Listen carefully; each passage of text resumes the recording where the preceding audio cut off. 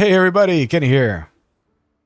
Today I'd like to show you a very interesting build that once again is something that I don't recommend, which kind of hurts my heart to say because this is actually a really cool build. It's just that in terms of damage, it's not really something that will get you really all that far.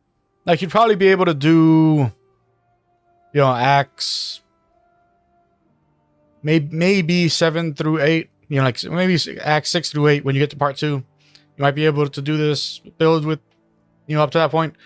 But after that, I don't think the damage will be high enough to justify doing this. So before I go and show the build, let me give a little background on it just to help you understand like why it is that I thought to do this, and then why it is that it both works and doesn't work. The first thing about this build, about how I came about this, has to do with the Guardian build that I did last league. So that build, I was very much focused on just trying to get the agnostic running. But I made a lot of mistakes with it, and it didn't work out. And then I did some testing by respecing my Hierophant to figure out what I should have done to make that work. And so that was kind of the beginning of what this build is. The second thing that came about that made me decide to do this build has to do with a video that I saw on YouTube during last league. And the video itself actually didn't have anything to do with what I'm going to talk about. It actually was a video about the changes to the unique item, the Worm's Molt. Let me just go to my unique stash just to show what I'm talking about, just to give some background on that. Yeah, so I got one there, which I know that's the updated one. Let me grab an old one out of here. So, when I was watching this video about the updated Worm's Molt, the big change to it was that they made it that instead of being a very common unique that you can get pretty early on, that just gives you some life and mana leech, as well as some decent life, strength, and intelligence, along with some cold resist, they decided to make it kind of a mid-level unique and kind of pumped it a crazy amount. You see, the old one, like the range on it was, it could have about 0.5% on physical attack damage as life and mana. But the updated one is 2%. 2% physical attack damage leached as life and mana. The strength, intelligence, code resist, maximum life, those have pretty much stayed the same. But the leech stuff just went crazy. They just went crazy with it. Now, this isn't a particularly great one of the updated one. So you can see range-wise, that goes like both the increased total recovery per second from life leech and mana leech, they go all the way up to 1,000. So these aren't particularly great, but still, that's an incredible boost to what this item used to be. Now, as I mentioned, that has nothing to do with what this build is now. Now, the reason I bring it up is that in that video where I was seeing the changes that they made to that, the person who made the video, the reason they were showing those changes was that they were like I figured out a kind of an exploit that they could do using leech with slayers. You know, because slayers, they have uncapped leech, so like, you know, if you're a slayer and you take a particular ascendancy, then your leech doesn't stop when you hit your cap. Yeah, when you hit your max life, you know, like your leech doesn't stop. So you can kind of create an infinite loop of always leeching with some creative uses of certain skills, but well, you know, and some veiled mods that you can get, but what intrigued me about what that person did in that video wasn't really about the leech stuff. It was that the way that they showed how the leech stuff worked was by showing a skill interaction that I didn't know existed in Path of Exile. And that interaction was that you can use the spell Forbidden Rite to trigger cast when damage taken spells. You know, it was once again, like, it was something I didn't know you could do in Path of Exile. You know, that was like a new world, pretty much, for like for what I consider options when trying to create a means of dealing damage with a particular build. So after I saw that video, I thought about my failed Guardian build and the changes I made to it using my Hierophant. And so with my Hierophant, I started messing around with that idea. You know, like, could I use that particular build to do like a really nice cast on crit build? I'm not cast on crit, cast on damage taken build using Forbidden Rite, because of just how quickly I was recovering life with that build. So I tried a bunch of stuff, and I figured out how to make it feel pretty smooth. But the one thing it didn't have was there wasn't any damage in that build. So after I figured out, like, okay, like, you know, this is how I would do it if it had damage, I decided, all right, so this league, what I want to try to do with that particular build idea is I want to give it to my Inquisitor.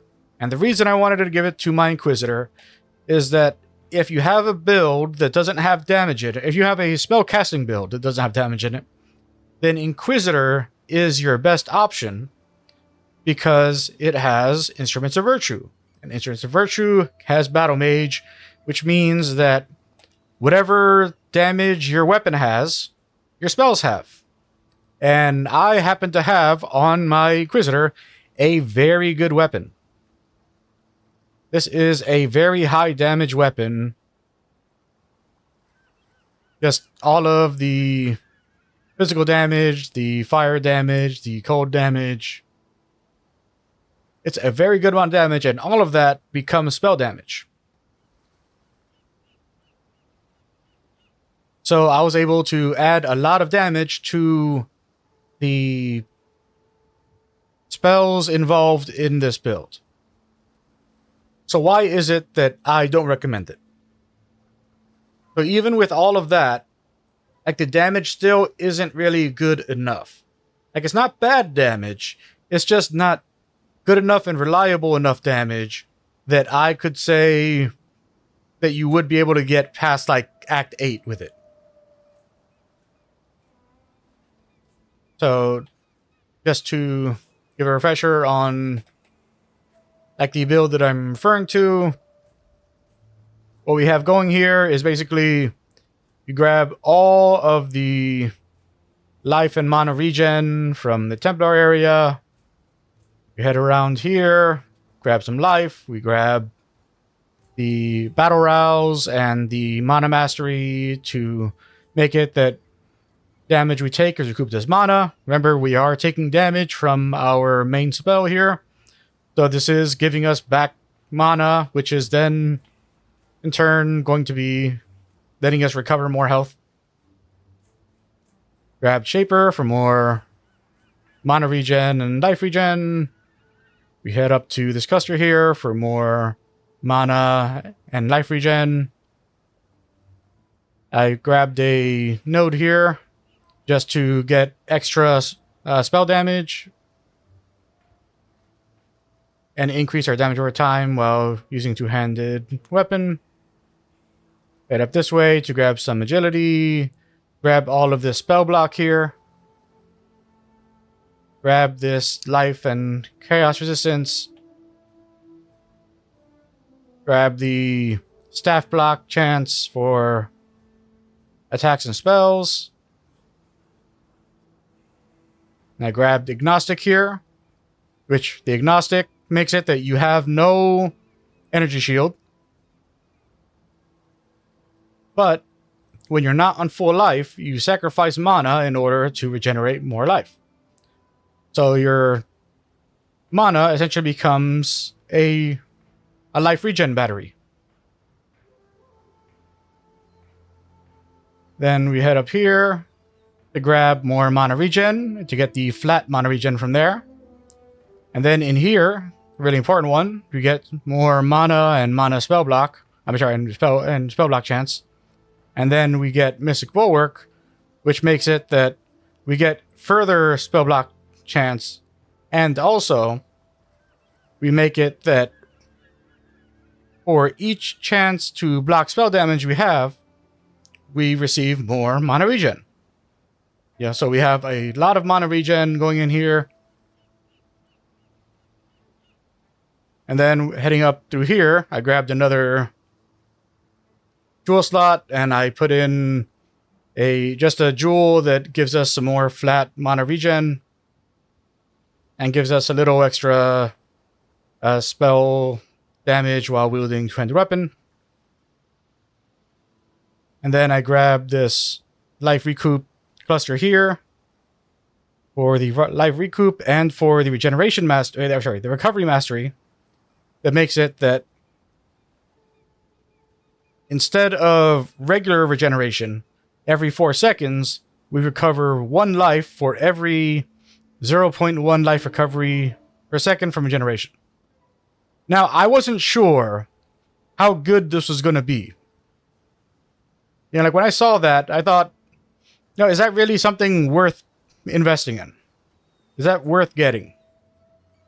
So I was like, okay, let me put on Righteous Fire and see what happens with that when you have Righteous Fire. So I have a Purity of Fire here just to make it that we just don't go, you know, like that like we're not completely, you know, expending all of our health as soon as we turn on Righteous Fire. So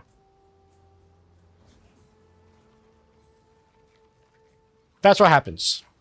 You basically, like, you can full sustain Righteous Fire, and your life just instantly recovers after 4 seconds. Every single time. It's very interesting. However, like, you know, like, I don't recommend this particular build for doing a Righteous Fire thing. And the reason for that is that it's very Bobo Righteous Fire. And what I mean by that is that because of the fact that we are kind of like, well, actually, no, let me put it another way. So what I'm doing with the whole cast when damage taken thing would not work using the Righteous Fire, which is what makes it Bobo, because we can't depend on the extra damage from Righteous Fire. There it is. We can't depend on the extra spell damage from Righteous Fire. And mind you, like, Righteous Fire gives a massive bonus to spell damage. I know it looks like it's not that much because it just says 31%, but that's 31% more spell damage. That's a multiplier. It's not 31% increased spell damage, it's 31% more spell damage. You're at level 12. So this is 1.3 times your spell damage. So it's a pretty huge deal, like to use Righteous Fire in any spellcasting build. But for the whole cast one damage taken thing, it wouldn't work because the way we get our spell damage to proc each time is that we need to be supporting it with Spell Echo. If I replace the Elemental Perforation with Spell Echo, then even if I wait till our life gets capped, well, we survived it, but only barely. And and by doing that, we actually stopped Righteous Fire. Which I did not expect to happen, because I actually haven't seen that happen before in all my other testing. Actually, the first time I survived that. I usually die when I try using that when the Righteous Fire is going. But, yeah. See, so that's normally what happens when I... So I guess I timed it so well that I managed to survive the the self-damage and cancel the ignite effect of Righteous Fire, which is pretty funny. Yeah, so for that reason, I do not recommend using Righteous Fire with this particular setup. However, like, you could do something, like, the reason that I had that Element of Proliferation on is that, like, if you were to take away the whole...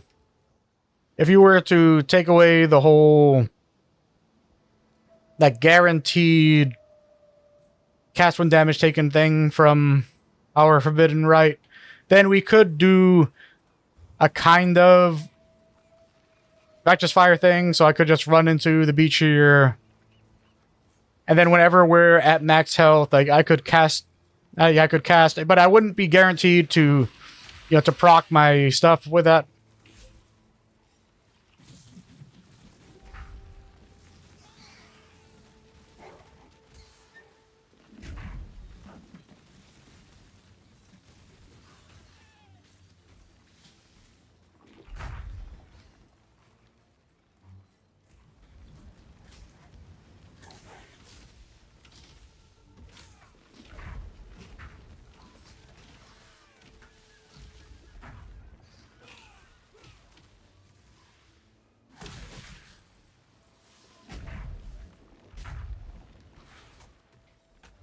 Oh, and it stopped Righteous Fire. Interesting.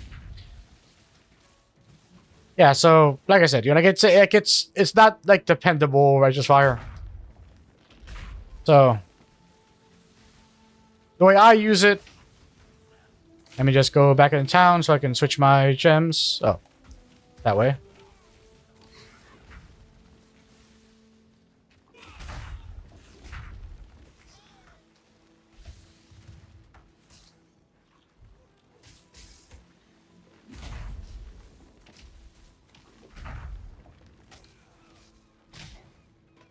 Alright. Now we'll go and swap our Elemental Perforation with our Spell Echo. And I'll show what we have going on here. So right now we have Forbidden Rite being supported by added cold damage, combustion, Spell Echo, and Code to Fire. So that's our primary skill, which does an alright amount of damage. Then we have Clarity Aura, Vitality Aura, Enduring Cry, and Righteous Fire we're not using, but like it's sitting on there. So having both Vitality and Clarity are important because our mana is giving us more regen. So anytime we lose life, our mana is fighting to get our life built back up. And having more regen means that it doesn't have to fight as hard. Having the Stone Golem makes it that we have additional life regen. Lightning Warp is just here because this is what I was using on my Inquisitor before. So for our cast when damage taken setup, we are using Absolution, Voltaxic Burst, Blazing Salvo,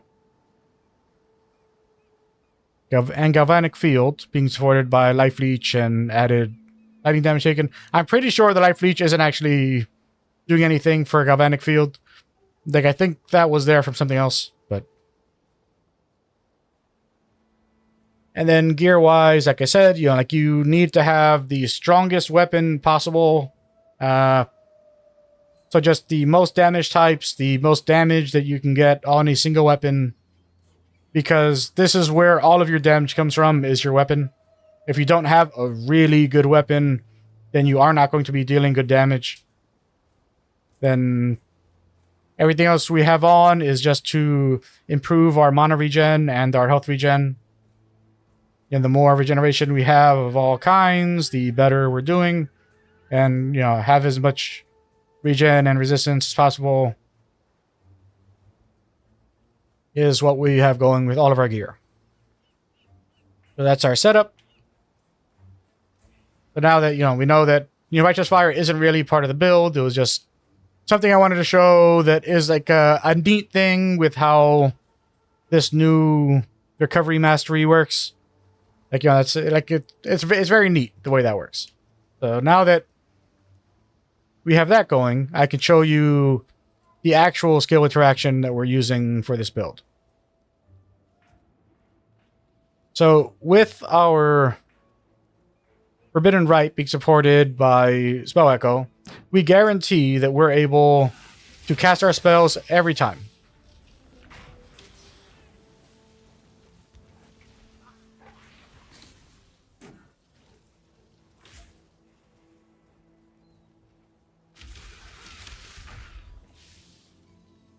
And because I pick spells that, you know, don't really require a target to be used,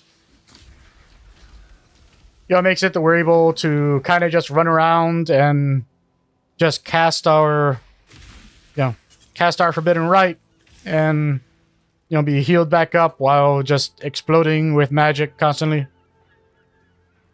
Well, not really constantly, because you don't want to be holding that down. If you use that more than once, you are going to die. You do the 2 casts, and then you stop.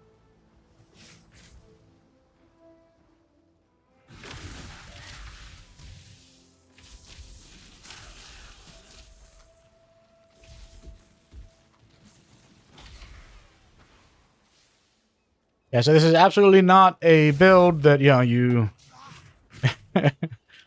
you hold the button down and, you know, keep on using your main skills over and over again.